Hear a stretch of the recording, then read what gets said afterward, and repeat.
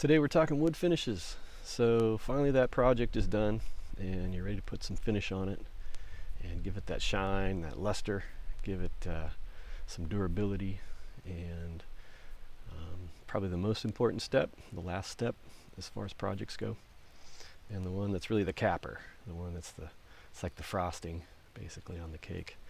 So today I'm going to talk products and application, and not too in depth. I'm just going to go general, I think, because there's so much out there, and to cover it all would just take too much time, and I don't have the resources here at home. So I've got a few projects that we're going to put some finish on, and then talk you through it as far as how it's done, why it's done, and who to do it for.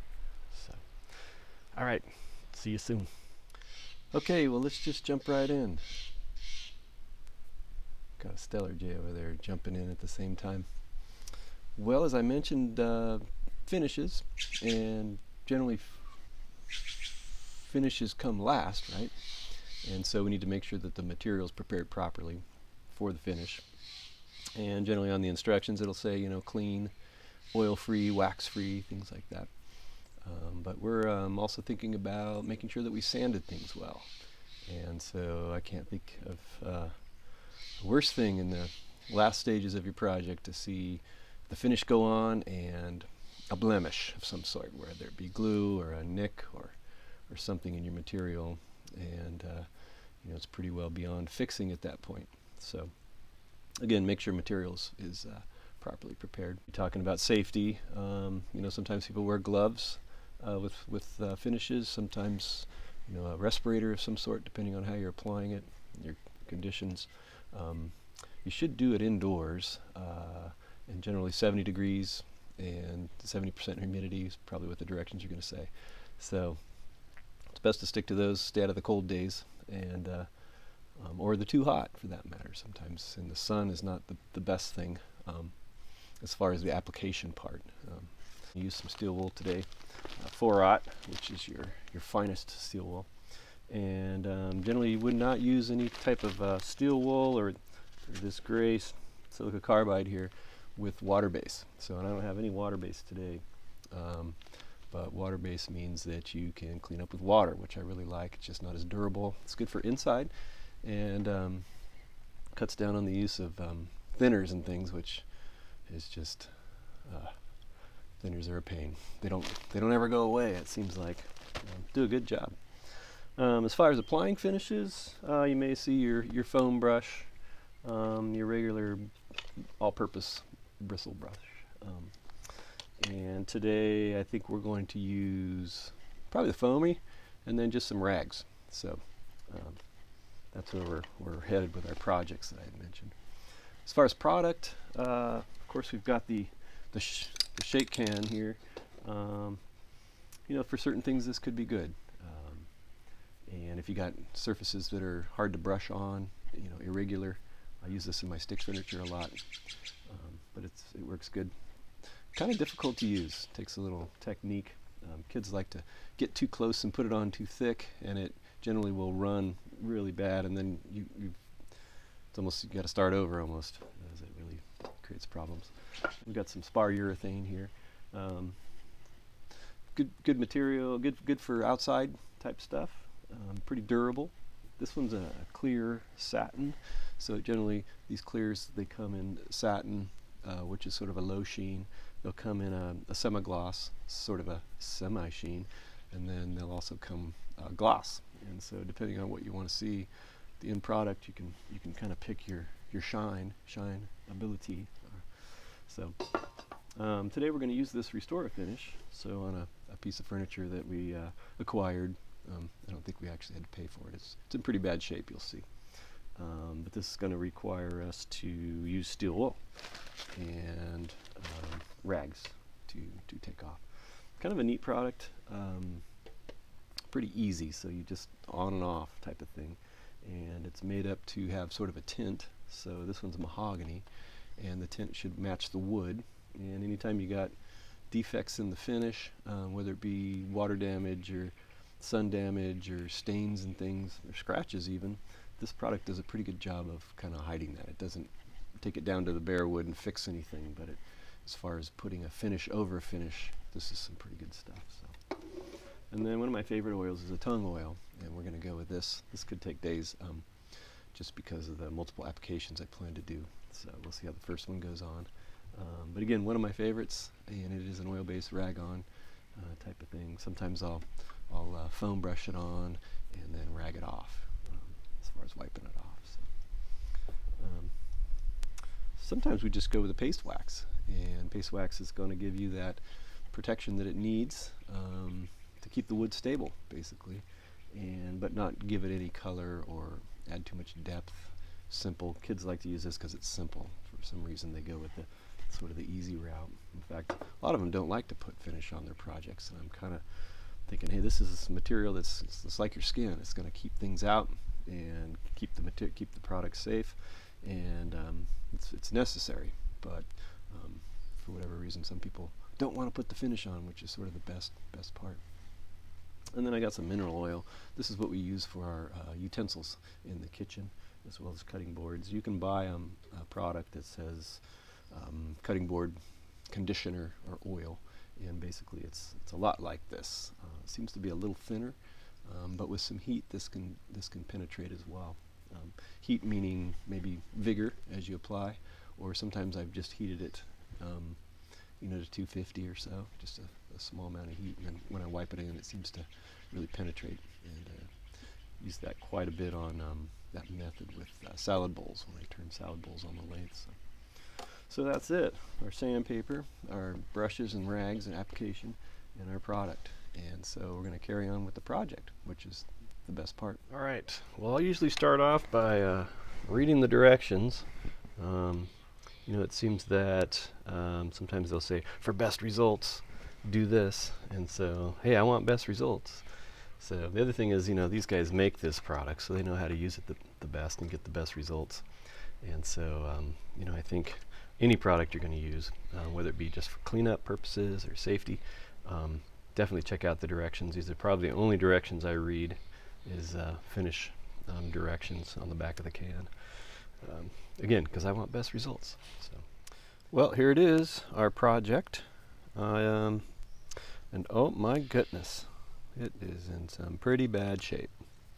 So we're going to have our work cut out today using this Restora finish, I think. But hey, it'll be kind of fun. We'll see if we can't bring some life back to this thing.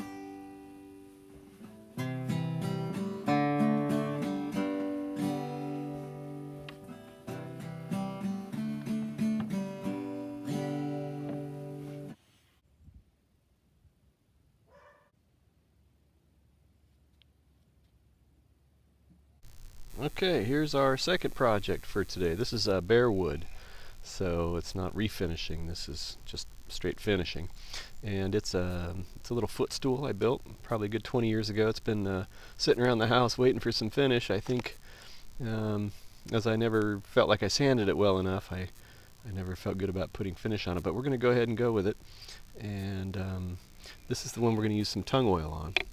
And you got a nice piece of this plum slab on top, and then we've got some maple legs, kind of a stick effect there.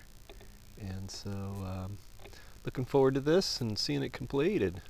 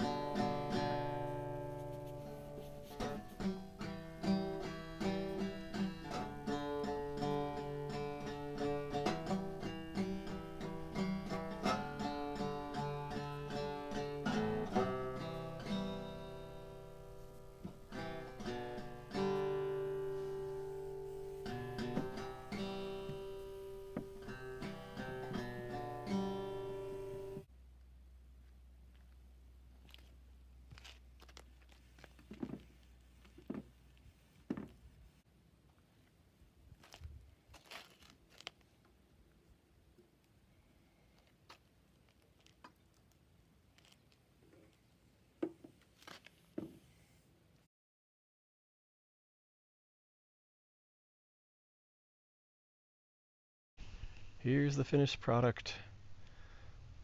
Today I took a rag with just a little bit of the Restore wood on it and just kind of wiped it down and have let it dry.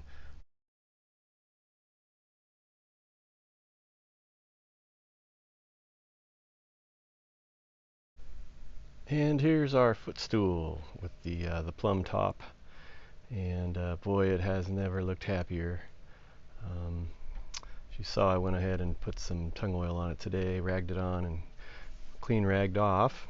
And I might wait a week and do that one more time and then call it good. Sometimes oils take a long time to dry, so